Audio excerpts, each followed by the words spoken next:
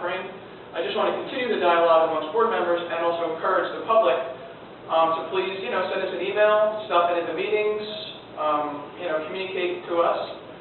We've to date received 8 emails, really maybe 6, when counting spouses, 8 individuals who have expressed an opinion one direction or the other. So I would just encourage the public to continue to express their opinion.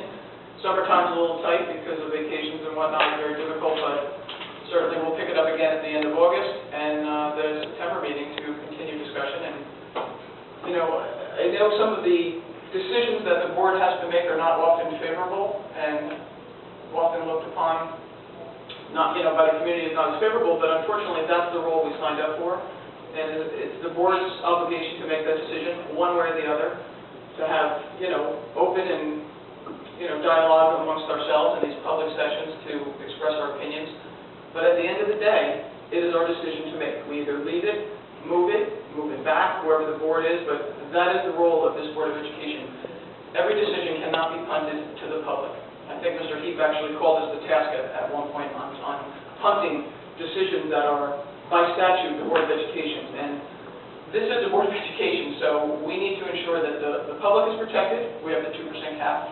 But we also need to ensure that the students in town that are currently here and those that are coming up receive an appropriate education, a free and appropriate education.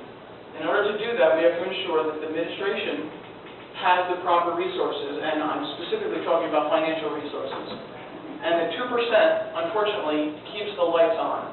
So anything above the 2%, anything wild and extravagant, will always have to go to the public for a discussion. Always. There's no other way around that. Nor would we want there to be. If we're spending a exorbitant amount of money, that should actually go to the public, and they should decide if this is the direction they want to go and build an auditorium, replace the field, put in a hockey rink, put in a planetarium.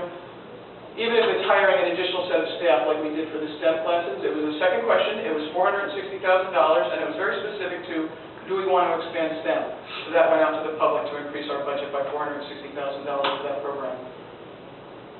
Deciding if the administration has enough to keep the lights on, that's squarely in these 9 Cs.